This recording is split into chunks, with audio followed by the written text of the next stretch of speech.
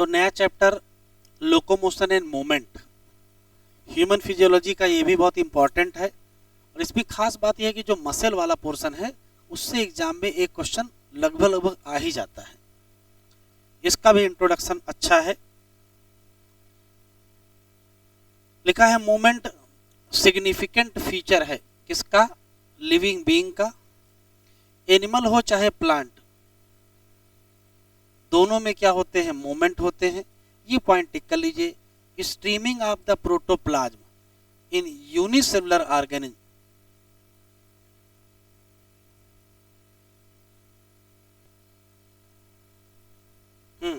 तो पूछेगा ये, स्पेशली एग्जाम्पल इंपॉर्टेंट है। Streaming of protoplasm, streaming of protoplasm in unicellular organism जैसे कि अमीबा, ये क्या है, सिंपल फॉर्म ऑफ मूवमेंट है। मूवमेंट ऑफ सीलिया या मूवमेंट ऑफ फ्लैजिला या movement of tentacle shown by many organism. जबकि ह्यूमन बीइंग की बात करें तो हम लिम्स मूव करेंगे, जा मूव करेंगे, आईलिड मूव करेंगे और टंग। सम ऑफ द मूवमेंट, इसमें से कुछ मूवमेंट होते हैं जिससे हम लोग चेंज इन प्लेस या लोकेशन, ऐसा कोई भी वॉलंटरी मूवमेंट जिसमें चेंज हो जाए प्लेस या लोकेशन में, तो उसी को कहते हैं locomotion. Walking, running, climbing, flying, swimming, ये सब फॉर्म है किसके, लोकोमोटरी मूवमेंट के। Locomotory structure not need to be different from those affecting other. कहने का मतलब ये है कि जो लोकोमोटरी स्ट्रक्चर हैं वो अदर फंक्शन भी कर सकते हैं। जैसे देखो, जैसे पैरामीशियम में जो सीलिया है वो मूवमेंट तो करती ही है, किसका, लोकोमोशन तो करती ही है, लेकिन ये मूवमेंट ऑफ फूड थ्रो साइटोफेरिंग्स में भी इन्वॉल्व है। जैसे हाइड्रा अपने टेंटिकल को यूज करता है कैप्चर इट्स प्रे, लेकिन लोकोमोशन में भी यूज करता है। और हम लोग अपने लिम्ब को यूज करते हैं चेंज इन बॉडी पास्चर और साथ में क्या, लोकोमोशन। ऊपर के ऑब्जर्वेशन सजेस्ट करते हैं क्या, कि जो movement and locomotion can not be studied separately. बस अब याद इसे रखेंगे कि ऑल लोकोमोशन, जितने के लोकोमोशन हैं वो सब के सब क्या हैं, मूवमेंट हैं, लेकिन सभी मूवमेंट से क्या नहीं होता है, लोकोमोशन नहीं होता। तो ये लाइन एग्जाम में आ सकती है। किसी एनिमल का जो लोकोमोशन का मेथड होगा वो वेरी करेगा और ये डिपेंड करेगा उसके हैबिटेट पर या डिमांड ऑफ सिचुएशन पर।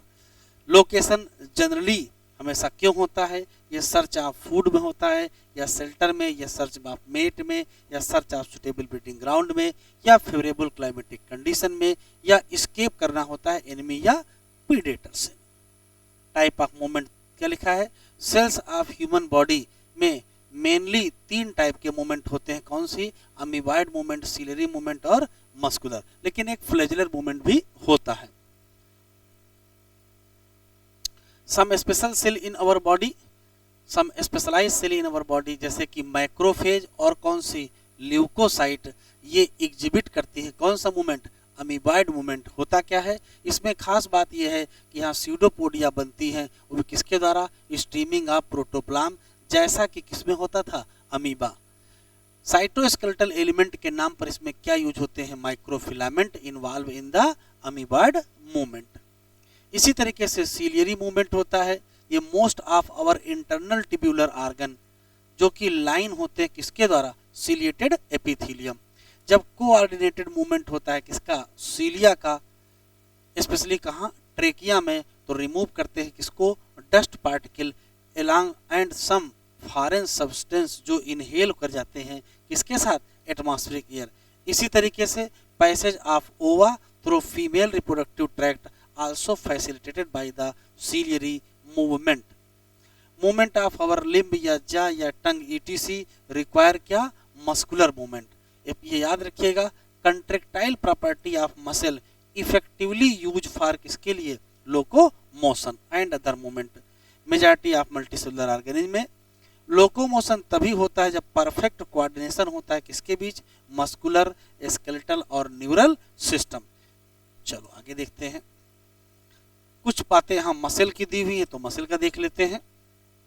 ये देखो स्पेशली यहाँ दे दिया है फ्लैजिलर मूवमेंट, ठीक है। तो फ्लैजिलर मूवमेंट वास्तव में ये पहले पुरानी वाली एनसीईआरटी में नहीं था, ये नया जोड़ा गया है। कह रहा चैप्टर 8 में पढ़ चुके हो कि सीलिया और फ्लैजिला आउटग्रोथ है किसकी, सेल मेम्ब्रेन की।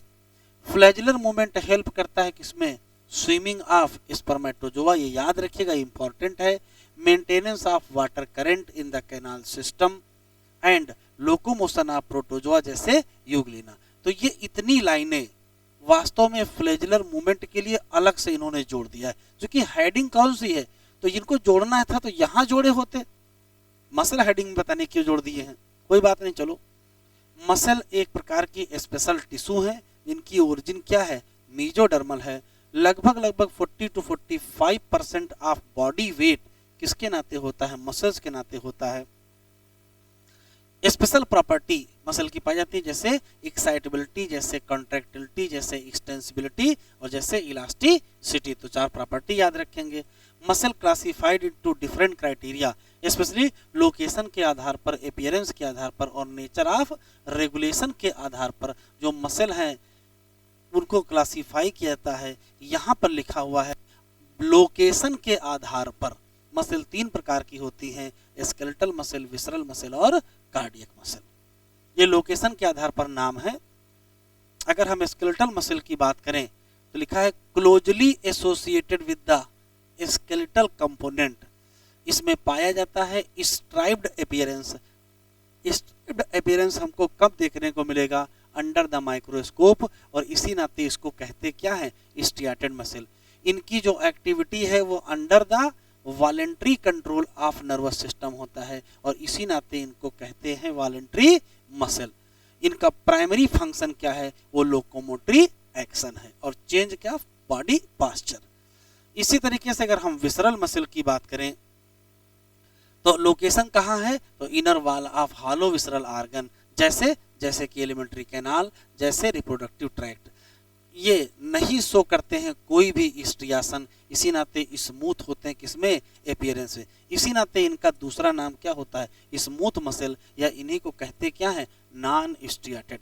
इनकी जो एक्टिविटी है वो not under voluntary control of neural system, voluntary control of neural system में नहीं है लेकिन इनवॉलेंट्री कंट्रोल में है।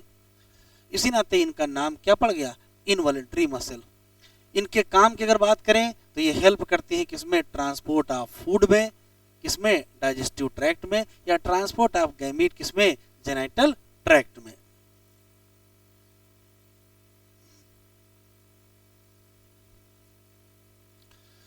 जैसा कि नेम ही बता रहा है क्या, कि जो कार्डियक मसल्स हैं वो मसल्स ऑफ क्या है, heart.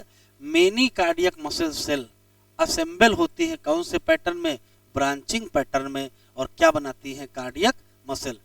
Based on appearance, appearance के हिसाब से जो कार्डियक मसल हैं उनकी खास बात क्या है, ये स्ट्रिएटेड। सबसे इंपॉर्टेंट बात तो ये लिखी है, कार्डियक मसल वास्तव में इनवॉलेंट्री इन नेचर होती हैं क्योंकि nervous system does not control क्या, देयर एक्टिविटी डायरेक्टली।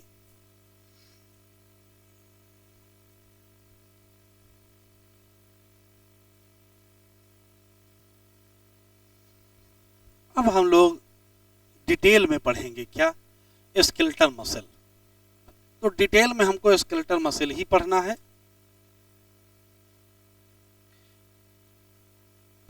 ठीक है, टिक करें, बहुत इंपॉर्टेंट है। लिखा है each organized skeletal muscle in our body, ये किसकी बनी है, तो कहोगे नंबर ऑफ मसल बंडल, या किसकी बनी है, फैसिकल। याद रखिएगा मसल बंडल का ही दूसरा नाम फैसिकल है। हेल्ड टुगेदर, सारे मसल बंडल किसके द्वारा इकट्ठा रहते हैं, तो कहोगे common collagenous connective tissue layer, और जिसका नाम क्या है, फैसिया। ईच मसल बंडल, प्रत्येक मसल बंडल में क्या पाया जाता है, नंबर ऑफ मसल फाइबर। क्या पाया जाता है, नंबर ऑफ मसल फाइबर। और प्रत्येक muscle fibre, each muscle fibre line by किसके द्वारा, तो कहेंगे प्लाज्मा मेम्ब्रेन। नाम क्या है, तो कहेंगे सार्कोलेमा। इनक्लोजिंग क्या, साइटोप्लाज्म, बस उसका नाम बदल के सार्कोप्लाज्म हो गया। मसल फाइबर की खास बात है कि ये सिंसाइसियम होता है। सिंसाइसियम हम कब कहते हैं, जब सार्कोप्लाज्म में क्या पाई जाती हैं, ढेर सारी न्यूक्लियस। इसका जो एंडोप्लाज्मिक रेटिकुलम है इसको कहते हैं सार्कोप्लाज्मिक रेटिकुलम, और ये बहुत इंपॉर्टेंट है, यही store house of calcium ion है। Characteristic feature of skeletal muscle fibre क्या है? Presence of large number of क्या? Parallelly arranged filament.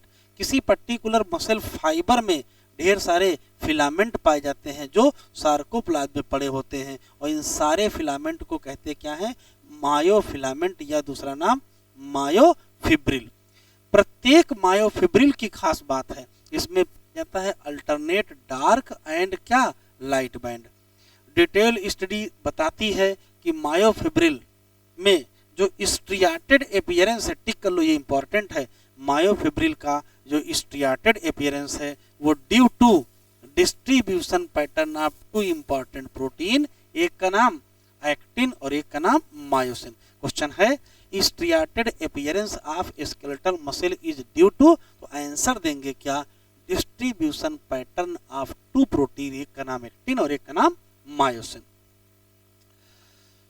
Light band की अगर खास बात यह है कि लाइट बैंड में पाया जाता है एक्टिन फाइबर, और इसी का दूसरा नाम आई बैंड या दूसरा नाम आइसोट्रॉपिक बैंड, जबकि डार्क बैंड का दूसरा नाम क्या है? ए बैंड, या इसी को एन आइसोट्रॉपिक बैंड कहते हैं, और इसमें पाया जाता है क्या? इसमें पाया जाता है मायोसिन। दोनों प्रोटीन मतलब एक्टिन और मायोसिन वो अरेंज होती हैं कैसे? रॉड लाइक स्ट्रक्चर, बस पैरेलल टू क्या होती हैं? ईच अदर, वो भी क्या? Along longitudinal axis of myofibril. Actin filament की खास बात है, एक्टिन फिलामेंट की खास बात है कि ये थिन होता है, किसकी तुलना में? मायोसिन फिलामेंट में। इसी नाते एक्टिन फिलामेंट को कहते हैं थिन फिलामेंट और मायोसिन को कहते हैं thick filament. In the centre of I band, I band के सेंटर में क्या पाया जाता है? तो याद रखेंगे इलास्टिक फाइबर, जिसका नाम क्या है? जेड लाइन, जो बाइसेक्ट करती है आई बैंड को। ठीक है, जो थिन फिलामेंट है, जितने भी थिन फिलामेंट हैं वो फॉर्मली अटैच होते हैं किससे? Z line. लेकिन जो थिक फिलामेंट हैं कहाँ है? वो ए बैंड है, वो भी सब एक साथ रहते हैं in the middle of this band. किसके द्वारा? तो टिक करेंगे थिन फाइब्रस मेम्ब्रेन, जिसका नाम क्या है? एम लाइन है। A and I band arrange कैसे? तो आंसर देंगे alternately throughout the length of myofibril. Tick कर लेंगे, बहुत इंपॉर्टेंट है। Portion of myofibril between two successive Z line, इसको कहते क्या है? फंक्शनल यूनिट ऑफ कॉन्ट्रैक्शन, और फंक्शनल यूनिट का नाम क्या है? सार्कोमर। याद रखना, दो सक्सेसिव जेड लाइन के बीच। बहुत इंपॉर्टेंट बात ये लिखी है, इन द रेस्टिंग स्टेट, जब रेस्टिंग स्टेट होते हैं तो याद रखेंगे edge of thin filament on either side of thick filament क्या करते हैं? पार्शियली ओवरलैप होते हैं with the free end of thick filament, लेकिन छोड़ देते हैं क्या? Central part of thick filament as non overlap part. The central part of thick filament जो नॉन ओवरलैप होता है किसके द्वारा? थिन फिलामेंट के द्वारा, इसको कहते क्या है? H zone. तो बहुत इंपॉर्टेंट है, सेंट्रल में नॉन ओवरलैप पार्ट को हम क्या कहते हैं? एच जोन कहते हैं। यहां देख लें, तो यहाँ डायग्राम को अगर ध्यान से देखें तो ये एक जेड लाइन है, ये एक जेड लाइन है, और यहाँ क्या होगी? एम लाइन होगी। ठीक है, जेड लाइन से क्या जुड़े होंगे? तो आप कहोगे एक्टिन फिलामेंट, और एम लाइन से क्या जुड़े होंगे? तो कहोगे मायोसिन फिलामेंट। ध्यान से देखें, रेस्टिंग स्टेट में थिन और थिक फिलामेंट क्या कर रहे हैं? देखो ओवरलैप कर रहे हैं, ये देखो ओवरलैप कर रहे हैं। तो ये तो हो गया ओवरलैप वाला हिस्सा, ये वाला हिस्सा हो गया क्या? ओवरलैप वाला हिस्सा। लेकिन ये जो हिस्सा है ये नॉन ओवरलैप है, और नॉन ओवरलैप पार्ट का ही नाम क्या होता है? एच जोन होता है।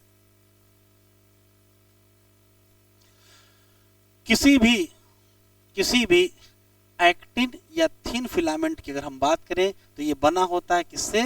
दो एफ एक्टिन जो कि हेलिकली वुंडेड होते हैं, और प्रत्येक एफ एक्टिन क्या होता है?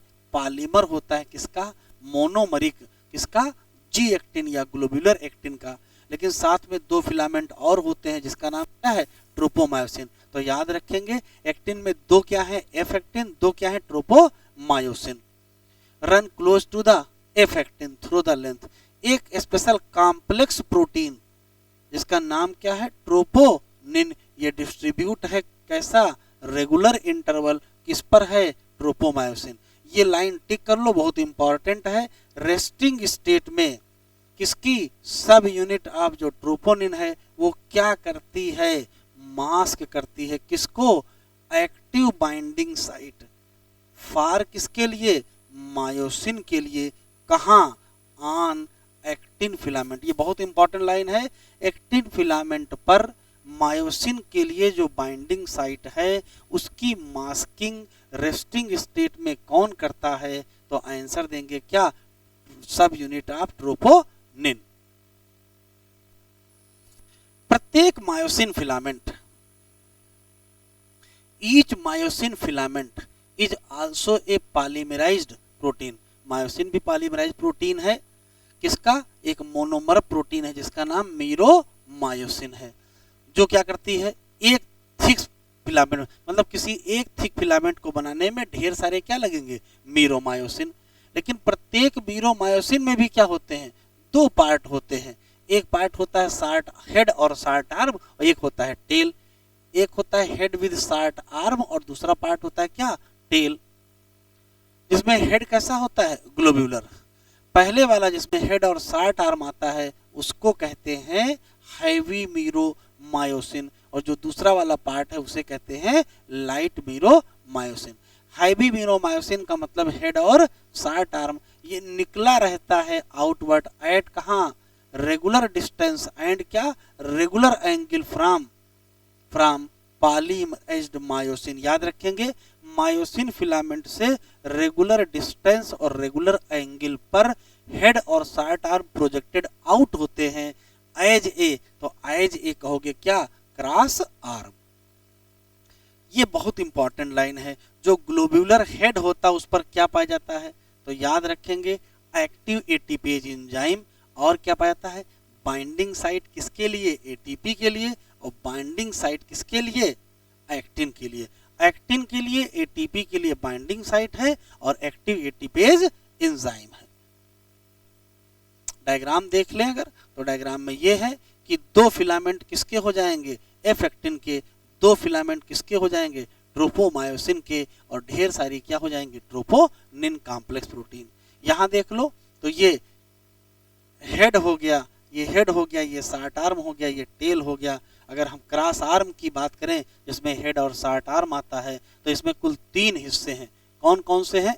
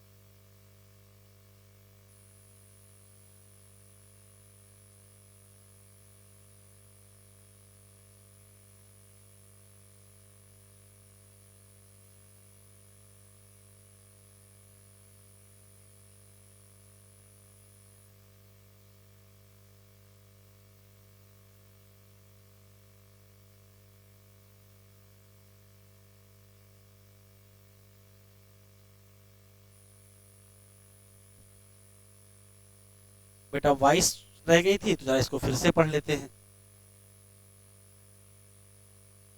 इसको फिर से पढ़ लेते हैं।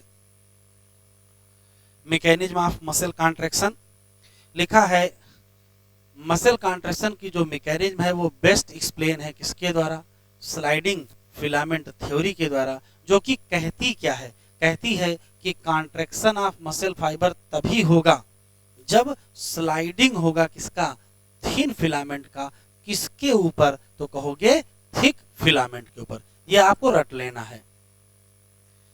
मसल कॉन्ट्रैक्शन कब शुरू होगा, इनिशिएटेड बाय, तो कहोगे सिग्नल के द्वारा। और सिग्नल कहां से आएगा, आंसर देंगे सीएनएस।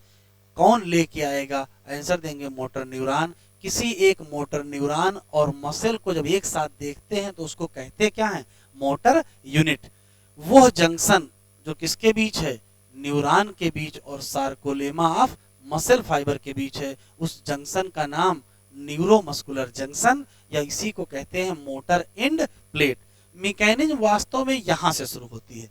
जैसे ही न्यूरल सिग्नल पहुंचेगा कहां, न्यूरोमस्कुलर जंक्शन, वैसे ही रिलीज करेंगे क्या, न्यूरोट्रांसमीटर। कौन सा, एसिटाइल कोलिन। वो क्या जनरेट करेगा, एक्शन पोटेंशियल। कहां, सार्कोलेमा पर। ये एक्शन पोटेंशियल स्प्रेड करेगा किस पर, मसल के फाइबर पर। और इससे क्या रिलीज होंगे, कैल्शियम आयन। कहां रिलीज होंगे, सार्कोप्लाज्म में। और कहां से आएंगे, सार्कोप्लाज्मिक रेटिकुलम से। इंक्रीज कैल्शियम लेवल से क्या होगा, बाइंडिंग होगी किसकी, कैल्शियम की, किससे, सब यूनिट ऑफ ट्रोपोनिन, जो कि कहां था, एक्टिन के फिलामेंट पर था। अंततः क्या होगा, रिमूव हो जाएगी मास्किंग। याद है मास्किंग कर रखी थी ट्रोपोनिन ने, तो ट्रोपोनिन में ट्रोपोनिन से जो मास्किंग थी वो कब हटेगी, तो कहोगे जब कैल्शियम बाइंड करेगा किससे, ट्रोपोनिन से। अब इस्तेमाल करेंगे क्या, एनर्जी। कहां से, एटीपी। यहां तक जो पढ़ा उसको जरा फिर से सुन लेते हैं। सिर्फ 4-5 बातें हैं। सिग्नल आया सीएनएस से, कहां, न्यूरोमस्कुलर जंक्शन। निकला क्या, न्यूरोट्रांसमीटर। कौन सा, एसिटाइल कोलिन। क्या हुआ, एक्शन पोटेंशियल। कहां, सार्कोलेमा। स्प्रेड कर गया। क्या निकला, कैल्शियम। किसमें, सार्कोप्लाज्म में। कैल्शियम बढ़ गया, बाइंड कर गया किससे, ट्रोपोनिन की सब यूनिट से, जिससे रिमूव हो गई क्या, मास्किंग। और जैसे ही मास्किंग रिमूव होगी उसके बाद देखो क्या हुआ। कह रहा है एटीपी की हाइड्रोलिसिस से जो एनर्जी निकलेगी उसका इस्तेमाल करके मायोसिन का जो हेड है वो बाइंड कर जाएगा किससे, एक्टिव साइट, जो कि कहां है, एक्टिन पर। और जिससे बनेगा क्या, क्रॉस ब्रिज। तो क्रॉस ब्रिज बेटा कैसे बना, तो कहोगे मायोसिन का हेड बाइंड कर गया एक्टिव मायोसिन बाइंडिंग साइट जो कि एक्टिन पर थी, और इसमें एनर्जी लगी कौन सी, एटीपी वाली। फिर देखो क्या हुआ, जैसे ही बनेगी, जैसे ही क्रॉस ब्रिज बनेगा, तो जरा यहां इस डायग्राम में देख लो, जैसे ही क्रॉस ब्रिज बनेगा तो ये है बेटा मायोसिन और ये है एक्टिन। तो मायोसिन का जो हेड है वो किससे जुड़ गया होगा, एक्टिन से जुड़ गया होगा। ये पुल कर लेगा, ये पुल कर लेगा। किसको पुल करेंगे, तो कहोगे एक्टिन को पुल करेंगे। किधर की तरफ पुल करेंगे, तो कहोगे सेंटर ऑफ ए बैंड। या किधर की तरफ पुल करेंगे, तो कहोगे एम लाइन की तरफ पुल करेंगे। ये आप समझे रहेंगे। फिर से सुन लेते हैं, मायोसिन के हेड एक्टिन से जुड़ गए हैं, ये एक्टिन को पुल करेंगे किधर की तरफ, टुवर्ड द सेंटर ऑफ क्या, ए बैंड, या कहोगे टुवर्ड द एम लाइन। तो जेड लाइन भी इधर की तरफ पुल हो जाएगी, जेड लाइन इधर की तरफ पुल होगी। उसका रिजल्ट क्या होगा कि जो सार्कोमियर यहां से यहां तक था वो सार्कोमियर क्या हो जाएगा, रिड्यूस हो जाएगा, और हम कहेंगे मसल क्या कर गई, कॉन्ट्रैक्ट कर गई।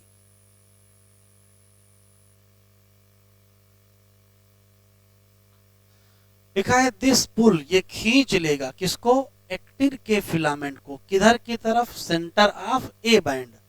तो चूंकि एक्टिन से क्या अटैच है, जेड लाइन अटैच है, वो भी पुल हो जाएंगी किधर, इनवर्ड, जिससे क्या हो जाएगा, शार्टनिंग हो जाएगी किसकी, सार्कोमियर की। और सार्कोमियर की शार्टनिंग होने का मतलब ही है क्या हो गया, कॉन्ट्रैक्शन।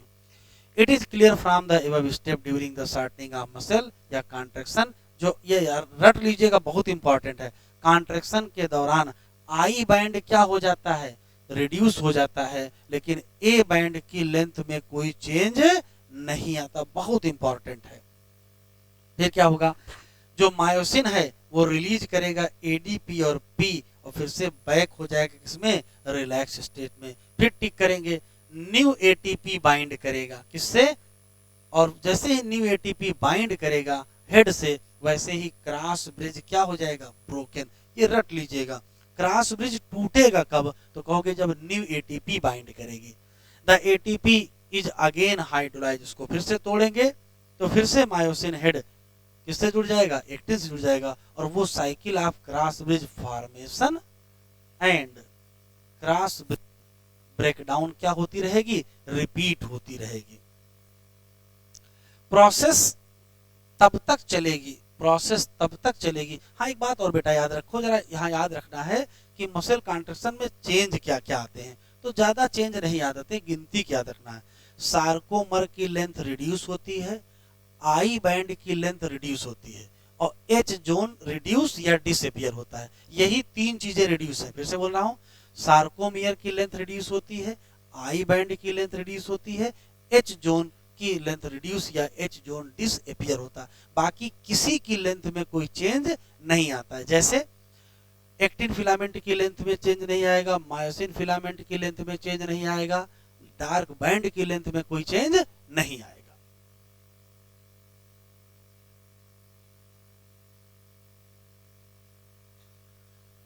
ये प्रोसेस हम कब तक कंटिन्यू करेंगे, तो जब तक कैल्शियम आयन को पंप ना कर दिया जाए, कहां, बैक किसमें, सार्कोप्लाज्मिक सिस्टर्नी में। फिर से, और जैसे ही कैल्शियम वापस सार्कोप्लाज्मिक सिस्टर्नी में जाएगा, फिर से क्या हो जाएगी, मास्किंग हो जाएगी, और जैसे मास्किंग होगी मायोसिन का हेड एक्टिन से अलग हो जाएगा। रिजल्ट में क्या होगा, जो जेड लाइन है वो रिटर्न हो जाएगी कहां, बैक टू ओरिजिनल पोजीशन, और इसी को हम कहेंगे क्या, रिलैक्सेशन। ये स्पेशल केस लिखा हुआ है, reaction time of the fibre क्या करता है, वेरी करता है इन डिफरेंट मसल। ये पॉइंट टिक कर लो, ये इंपॉर्टेंट है। रिपीटेड एक्टिवेशन ऑफ मसल, बहुत ज्यादा एक्टिवेशन ऑफ मसल होगा तो एक्यूमुलेशन हो जाएगा किसका, लैक्टिक एसिड का। क्यों हो जाएगा, आयन एरोबिक ब्रेकडाउन किसका, ग्लाइकोजन का। इससे क्या आएगा, मसल में फटीग आएगा। मसल में पाया जाता है red coloured oxygen storing pigment, नाम क्या है, मायोग्लोबिन। मायोग्लोबिन कंटेंट हाई होता है कुछ मसल में, जिससे उनका रेडिश अपीयरेंस होती है। ऐसी मसल को हम कहते क्या है, red fibre. These muscle also contain क्या, प्लेंटी ऑफ माइटोकॉन्ड्रिया। इसमें ढेर सारे माइटोकॉन्ड्रिया पाए जाते हैं जो यूटिलाइज करते हैं लार्ज अमाउंट ऑफ ऑक्सीजन। उससे क्या बनेगी, एटीपी। लेकिन इसी नाते इन मसल को हम कहते क्या है, तो रेड मसल फाइबर को हम लोग क्या कहते हैं, एरोबिक मसल या एरोबिक फाइबर कहते हैं। लेकिन दूसरी तरफ देखो, कुछ muscle पजेज very less quantity of क्या, मायोग्लोबिन। मायोग्लोबिन कम होगा तो O2 भी कम होगा। मायोग्लोबिन, इसी नाते इनका अपीयरेंस कैसा होगा, पेल या व्हाइटिश, इसी नाते इनको कहेंगे क्या, व्हाइट फाइबर। बस याद रखना, नंबर ऑफ माइटोकॉन्ड्रिया भी क्या होंगे, फ्यू होंगे, लेकिन अमाउंट ऑफ सार्कोप्लाज्मिक रेटिकुलम क्या होगा, हाई होगा। और ये ज्यादातर किस पर डिपेंड है, ion aerobic process for energy. इस चैप्टर का दूसरा पार्ट है स्केलेटल सिस्टम। स्केलेटल सिस्टम क्या है, तो कहोगे फ्रेमवर्क ऑफ बोन है, साथ में क्या है, कुछ कार्टिलेज है। इस सिस्टम में क्या भाई लिखा है, दिस सिस्टम है सिग्निफिकेंट रोल किसमें, मूवमेंट। कह रहा है आप इमेजिन करो चिविंग फूड विदाउट जा या वॉकिंग विदाउट लिम। याद रखेंगे, बोन एंड कार्टिलेज क्या है, स्पेशल कनेक्टिव टिश्यू है। बोन की बात करें तो इसमें हार्ड मैट्रिक्स होता है, क्यों होता है, कैल्शियम साल्ट के नाते। जबकि कार्टिलेज की बात करें तो स्लाइटली प्लिएबल मैट्रिक्स होता है, क्यों होता है, तो कहोगे कॉन्ड्राइटिन साल्ट। ह्यूमन बीइंग की बात करें तो इसमें बनी होती है कितनी हड्डियां, 206 बोन होती हैं, और इनको दो कैटेगरी में बांटा गया है, एक्सियल स्केलेटन और एपेंडिकुलर एपेंडिकुलर। तो याद रखिएगा एक्सियल में कितनी है 80 है, तो एपेंडिकुलर में कितनी होंगी 126 होंगी। एक्सियल की अगर हम बात करें तो एक्सियल स्केलेटन कहाँ पाया जाता है, तो मेन एक्सिस में होता है। जैसे स्कल है, आगे स्टर्नम है, पीछे वर्टिब्रल कॉलम है, तो स्कल, स्टर्नम और वर्टिब्रल कॉलम के साथ जो रिब्स हैं ये किसका पार्ट है एक्सियल। जबकि जो गर्डल बोन है या अपर लिम्ब या हिप बोन और जो लोअर लिम्ब है ये एपेंडिकुलर स्केलेटन का पार्ट है। एक्सियल स्केलेटन में 80 हड्डियां पाई जाती हैं along with the main axis of body। Skull की बात करें, वर्टिब्रल कॉलम की बात करें, स्टर्नम की बात करें, रिब की बात करें, तो ये क्या बनाते हैं एक्सियल स्केलेटन बनाते हैं। स्कल में 2 सेट ऑफ बोन पाए जाते हैं। स्कल में कौन से सेट ऑफ बोन होते हैं, स्कल में 2 सेट ऑफ बोन होते हैं। तो एक बोन होंगी क्रेनियल और एक बोन होंगी फेसियल। एक कौन सी बोन होगी क्रेनियल बोन और एक कौन सी होगी फेसियल, और दोनों जोड़ के कितनी होती 22, क्योंकि क्रेनियल कितनी होती है 8 होती हैं और फेसियल कितनी होती है 14 होती है। तो याद रखिएगा क्रेनियल 8 है, फेसियल 14 है, तो जोड़ के कितनी हो जाएंगी 22। यहाँ जरा डायग्राम देख लो बेटा, यहाँ से कोई भी नाम दे देगा और आपसे पूछ लेगा इसमें क्रेनियल बोन कौन कौन सी है। तो देखो यहाँ से शुरू करते हैं। फ्रंटल बोन क्रेनियल है, पेराइटल भी क्रेनियल है, टेम्पोरल भी क्रेनियल है, ठीक है। इसके अलावा स्फिनॉइड भी क्रेनियल बोन है, इथमॉइड भी क्रेनियल बोन है। तो frontal, parietal, temporal, occipital, frontal, parietal, temporal, occipital, sphenoid and ethmoid, जितने हमने सर्कल कर दिया है ये सब क्रेनियल बोन है। बाकी जितने नाम लिखे हैं वो सब किसमें आएंगे फेसियल। बस फेसियल में किनको नहीं रखा गया है, तो एक देखो ये यहाँ लिखी है हाइड बोन, ये फेसियल बोन का पार्ट नहीं है। और ईयर के अंदर पाए जाते हैं ईयर ऑस्किल, वो भी फेसियल का पार्ट नहीं है। तो जैसे ये अगर आपसे इसमें से क्वेश्चन दे देगा तो lacrimal bone, nasal bone, zygomatic bone, maxilla bone और मैंडिबल बोन, ये सब के सब किसका पार्ट है फेसियल का पार्ट है। एक ये स्पेशल नाम याद रखेंगे ऑक्सीपिटल कोंडाइल। स्कल आर्टिकुलेट करता है tip of vertebral column with the help of क्या ऑक्सीपिटल कोंडाइल। क्रेनियल में कितनी हड्डियां हैं, तो कहोगे 8 बोन हैं। और ये क्या बनाती हैं, तो कहोगे हार्ड प्रोटेक्टिव कवरिंग, जिसका नाम क्या है क्रेनियम, किसके लिए ब्रेन। जो फेसियल रीजन है वो किसका बना है 14 एलिमेंट का बना है, जो कि बनाता क्या है फ्रंट पार्ट ऑफ स्कल। टिक कर लिए, इंपॉर्टेंट है, यू शेप सिंगल बोन होती है जिसका नाम क्या है हाइड। ये कहाँ प्रेजेंट है, तो बेस ऑफ बक्कल कैविटी, और ये भी किसमें इंक्लूड है स्कल में। प्रत्येक मिडिल ईयर की अगर हम बात करें, ईच मिडिल ईयर में, प्रत्येक मिडिल ईयर में 3 टिनी बोन है। कौन कौन सी, माइलियस, इनकस, स्टेप्स, और मिला के कहते क्या है ईयर ऑस्किल। तो एक मिडिल ईयर में 3 और दूसरे मिडिल ईयर में भी 3, तो टोटल कितने हो गए 6, तो 6 ईयर ऑस्किल हो जाएंगे। स्कल रीजन आर्टिकुलेट करता है किससे, superior region of vertebral column, किसकी मदद से, तो with help of 2 occipital condyle. और इसी नाते स्कल का नाम क्या पड़ गया डाइकोंडाइलिक स्कल। हम लोगों का जो वर्टिब्रल कॉलम है ये किससे बना है, तो कहोगे 26 सीरियली अरेंज्ड यूनिट, और इन सीरियली अरेंज यूनिट को कहते क्या है वर्टिब्री, जो कि शरीर में कहाँ पाई जाती है डार्सली होती है। वर्टिब्रल कॉलम कहाँ से एक्सटेंड करता है, तो कहोगे बेस ऑफ स्कल, और ये क्या बनाता है, तो कहोगे मेन फ्रेमवर्क बनाता है किसका ट्रंक का। ये बहुत इंपॉर्टेंट है। प्रत्येक वर्टिब्रा, ईच वर्टिब्रा में पाया जाता है सेंट्रल हालो पोर्शन, जिसका नाम क्या है न्यूरल कैनाल, और जिसके थ्रू क्या पास होता है स्पाइनल कार्ड। फर्स्ट वर्टिब्रा का नाम एटलस है, यही आर्टिकुलेट करती है किससे ऑक्सीपिटल कोंडाइल से।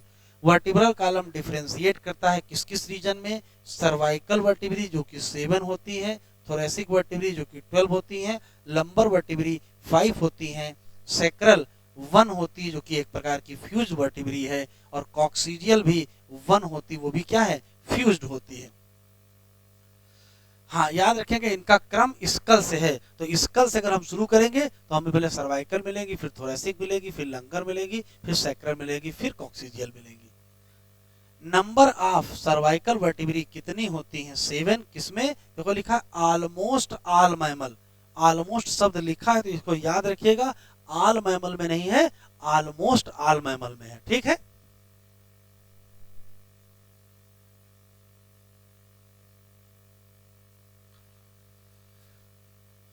वर्टिब्रल कॉलम का काम देखो क्या है, तो वर्टिब्रल कॉलम प्रोटेक्ट करता है किसको, स्पाइनल कार्ड को, और सपोर्ट करता है किसको, हेड को, और यहाँ पॉइंट ऑफ अटैचमेंट होता है किसका, रिब का। रिब जाके पीछे वर्टिब्रल कॉलम से ही तो जुड़ी है, और यहाँ अटैचमेंट किसका होता है, मस्कुलेचर, कहाँ का, बैक का। स्टर्नम के बारे में तो एक ही लाइन लिखी, क्या, sternum is a flat bone, जो कि कहाँ है, तो कहोगे ventral mid line of the thorax. There are 12 pair of rib, यहाँ कितनी रिब पाई जाती हैं, तो याद रखेंगे 12 पेयर होती हैं। और रिब की खास बात ये होती है कि रिब एक प्रकार की फ्लैट बोन है। फ्लैट बोन बहुत इंपॉर्टेंट है, आप याद रखेंगे, फ्लैट बोन है जो कि कनेक्ट है किससे, पीछे की तरफ। रिब पीछे की तरफ किससे जुड़ी है, तो आप कहोगे कनेक्टेड टू वर्टिब्रल कॉलम, और आगे की तरफ वेंट्रली किससे जुड़ी है, स्टर्नम। इन जनरल ये डिफिनीशन है, ऐसा नहीं है कि सभी रिब में ये होता है, लेकिन अगर जनरल बात बताई जाए तो रिब फ्लैट बोन होती है, पीछे का मतलब डार्सल में किससे जुड़ी है, आगे का मतलब वेंट्रल में किससे जुड़ी है। तो पीछे किससे जुड़ी है बेटा, वर्टिब्रल कॉलम, और आगे किससे जुड़ी है, स्टर्नम। इसमें पाई जाती है 2 आर्टिकुलेशन सरफेस, वो भी कहाँ के लिए, डार्सल इंड पर, मतलब जो पीछे वाला हिस्सा जुड़ने के लिए है वहां 2 इंड होते हैं। इसी नाते रिब को कहते क्या है, बाई सिफेलिक। बाई का मतलब होता है 2 और सिफेलिक का मतलब होता है हेड। याद रखेंगे डार्सल हिस्से में जुड़ने के लिए कितने इंड होते हैं, 2 इंड होते हैं। फर्स्ट 7 पेयर ऑफ रिब, पहली जो 7 पेयर रिब हैं इनको कहते क्या हो, ट्रू रिब कहते हो। क्यों ट्रू रिब कहते हो, क्योंकि यही वो रिब हैं जो वेंट्रली स्टर्नम से जुड़ी होती हैं और डार्सली वर्टिब्रल कॉलम से, क्योंकि दे अटैच होती है किससे, थोरेसिक वर्टिब्री पीछे, और वेंट्रली किससे कनेक्टेड होती है, स्टर्नम, और किससे अटैच होती हैं, हाइलाइन। ये याद रखिएगा, हाइलाइन कार्टिलेज से ही हर जगह अटैच है। अगली मतलब पहली जो 7 पेयर हैं, फर्स्ट टू 7th वो हो गए ट्रू, लेकिन अगली जो है मतलब 8th 9th और 10th pair of rib, underline करो, do not articulate directly with the sternum, sternum से आर्टिकुलेट नहीं होती हैं, लेकिन किससे जुड़ी होती हैं, तो कहेंगे 7th रिब से। किसकी मदद से जुड़ी होती हैं, हाइलाइन कार्टिलेज। इनको कहते क्या है, वर्टिब्रो कॉन्ड्रियल रिब, या इन्हीं का दूसरा नाम फॉल्स रिब। लास्ट की जो 2 पेयर बची मतलब 11th और 12th, ये कनेक्टेड ही नहीं होती हैं, वेंट्रली जुड़ी ही नहीं होती हैं। देखिएगा पहली 7 पेयर वेंट्रली स्टर्नम से जुड़ी है, अगली 3 पेयर वेंट्रली 7th रिब से जुड़ी है, अगली 2 पेयर वेंट्रली कनेक्ट ही नहीं है। इसका नाते इन्हीं का नाम क्या पड़ गया, फ्लोटिंग रिब। थोरेसिक वर्टिब्री ले लो पीछे की तरफ, रिब ले लो साइड में, और स्टर्नम ले लो आगे की तरफ, तो क्या बना लेते हैं, रिब केज बना लेते हैं।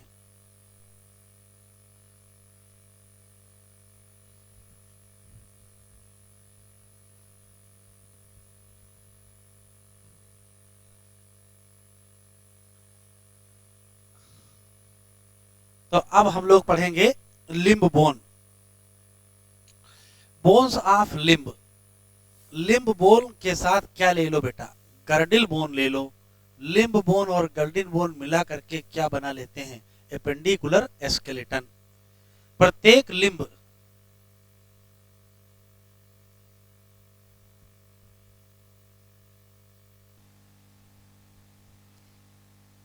हाँ, तो एपेंडिकुलर स्केलेटन में आते हैं लिम्ब बोन, साथ में क्या आते हैं, गर्डल बोन। प्रत्येक लिम्ब बोन किसकी बनी होती है, तो आंसर देंगे 30 बोन, चाहे अपर लिम्ब हो चाहे लोअर लिम्ब हो। जैसे बोन्स ऑफ हैंड या अपर लिम्ब या फोर लिम्ब की अगर हम बात करें तो कौन कौन सी बोन जरा देख लो। तो बोन देखो दिख रही है यहाँ। अपर लिम्ब में कौन कौन सी है, तो कहोगे ह्यूमरस है, रेडियस है, अल्ना है, कार्पल है, मेटाकार्पल, फाइलेंजेस। नंबर भी इनके हमको याद रखने हैं। नंबर कितने हैं, तो ह्यूमरस होती है 1, रेडियस 1, अल्ना 1, कार्पेल 5 होते हैं, कार्पेल 5 होते हैं, मेटाकार्पेल भी 5 होते हैं। सॉरी कार्पेल 5 नहीं बेटा, गलत हो गया, फिर से पढ़ लेते हैं। ह्यूमरस होती है 1, रेडियस होती है 1, अल्ना होती है 1, कार्पेल होते हैं 8, मेटाकार्पल होते हैं 5 और फाइलेंजेज होते हैं 5। तो 5 5 10 8 18 2 20 21। और फाइलेंजेज 5 में होता क्या है, एक एक फाइलेंजेज में 2 फिर 3 फिर 3 फिर 3, कहने का मतलब फिर 3। देखो सिस्टम क्या है बेटा, मतलब 4 उंगलियां हैं तो 3 3 छोटी छोटी हड्डियां, तो 12 हड्डियां तो ये होगी, 12 तो 14 और 14 5 19 1 20 7 27 और 3 कितनी हो गई, 30 हड्डियां हो गई। तो ये टोटल कितनी हो गई बेटा, 30 बोन हो गई। काउंटिंग याद रखिएगा, फाइलेंजेज 5 हैं, उंगलियां 5 हैं, हड्डियां 14 पाई जाती हैं। ठीक है, तो ये दिमाग में आप रख लीजिएगा। जबकि लोअर लिम्ब को काउंटिंग कर लेते हैं। अगर लोअर लिम्ब की काउंटिंग करें तो लोअर लिम्ब में फीमर 1 होती है, पटेला 1 होती है, टिबिया 1 होती है, फिबुला 1 होती है, टार्सल 7 होते हैं, ये 5 होते हैं, फाइलेंजेज भी 5 होते हैं। लेकिन हड्डियां कितनी हैं, तो हड्डियां यहाँ भी कितनी होती हैं, 14 होती हैं। जोड़ेंगे तो ये भी कितनी हो जाएंगी, 30 हो जाएंगी।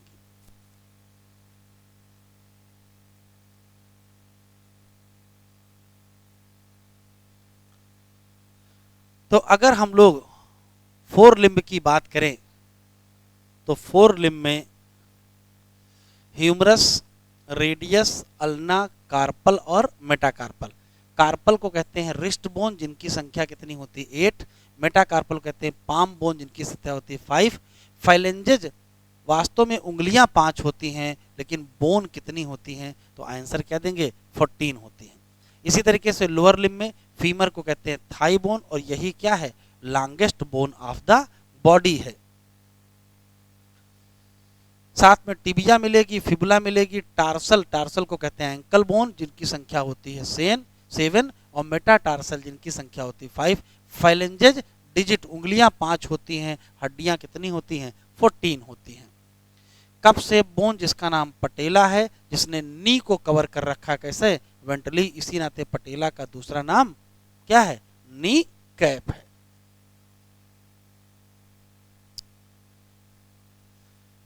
पेक्टोरल और पेल्विक गर्डिल बोन हेल्प करते हैं किसमें, articulation of upper and lower limb with the axial skeleton. याद से सुनिएगा, अपर लिम्ब को एक्सियल स्केलेटन से कौन जोड़ता है, पेक्टोरल गर्डिल, और लोअर लिम्ब को एक्सियल स्केलेटन से कौन जोड़ता है, पेल्विक गर्डिल।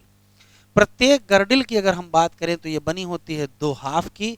ईच हाफ किसका, पेक्टोरल गर्डिल की अगर खास बात है तो इसमें पाई जाती है एक क्लेविकल और एक ही स्कैपुला।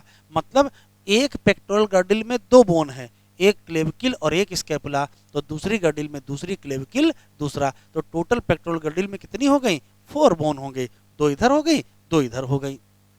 स्कैपुला क्या है बेटा, तो कहोगे लार्ज ट्राई एंगुलर कैसी बोन होती है, फ्लैट बोन होती है। कहाँ सिचुएटेड होती है, तो कहोगे डार्सल पार्ट ऑफ थोरेक्स। किसके बीच होती है, तो सेकंड टू क्या, 7th, second and 7th rib. मतलब ऐसे पीछे से देखें तो सेकंड और 7th रिब के ऊपर कौन सी है, तो कहोगे स्कैपुला है।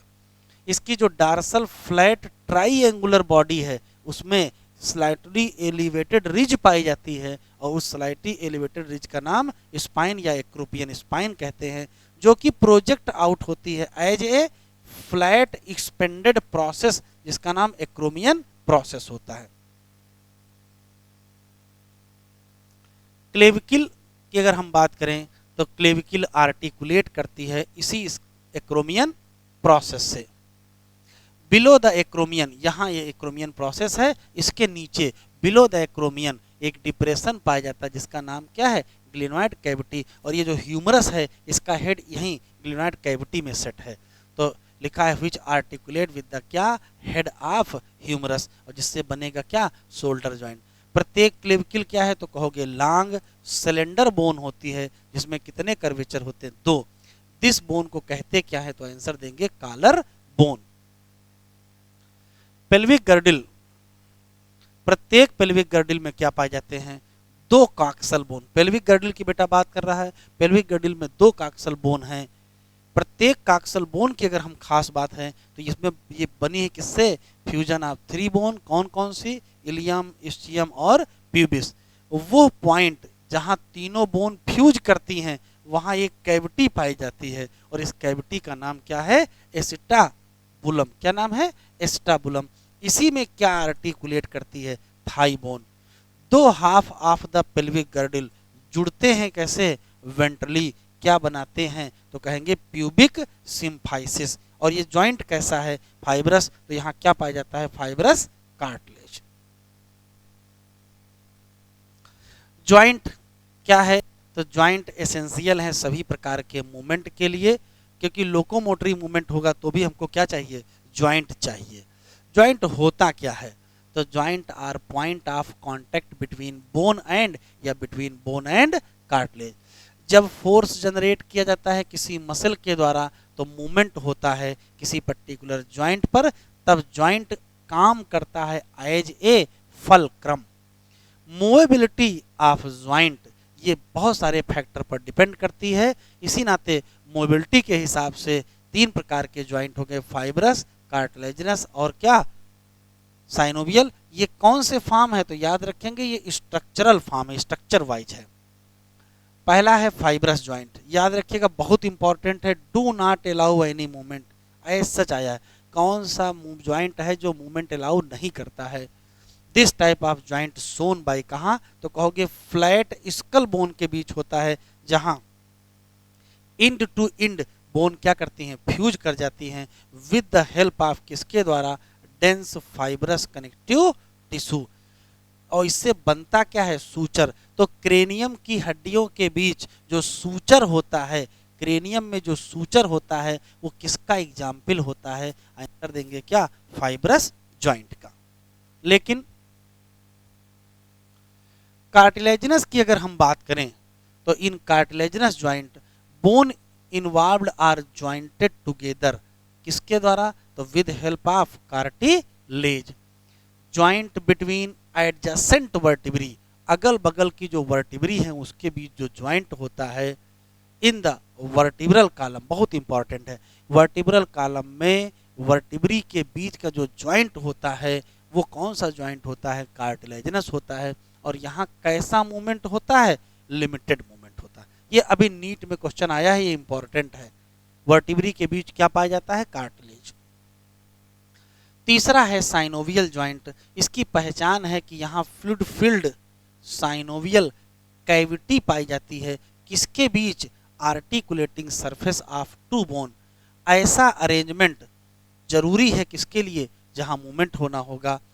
दिस जॉइंट हेल्प इन क्या, locomotion and other movement. Type बहुत इंपॉर्टेंट है, बाल एंड सॉकेट क्या है, एक प्रकार का साइनोवियल जॉइंट है, किसके बीच है, ह्यूमरस एंड पेक्टोरल।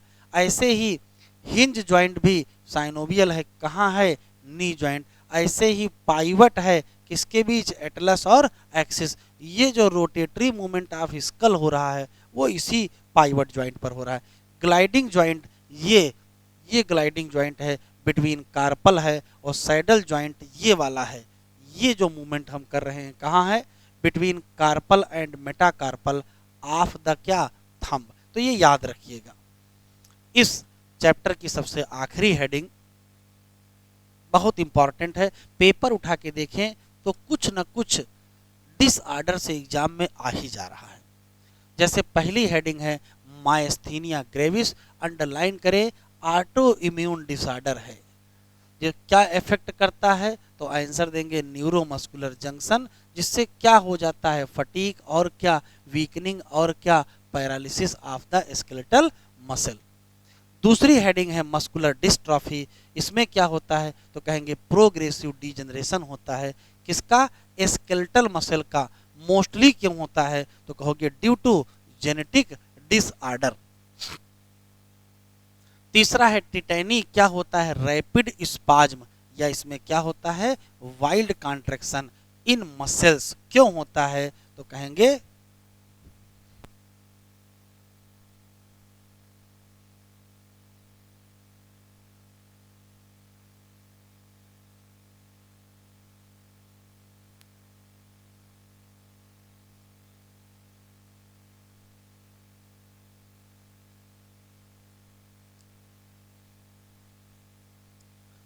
क्यों होता है तो कहेंगे लो कैल्शियम के नाते होता है। कहाँ? बॉडी फ्लूइड में। आर्थराइटिस क्या है तो कहोगे इन्फ्लामेशन है। किसका? ज्वाइंट का। ऑस्टियोपोरोसिस क्या है तो कहोगे एज रिलेटेड डिसऑर्डर है। क्या है?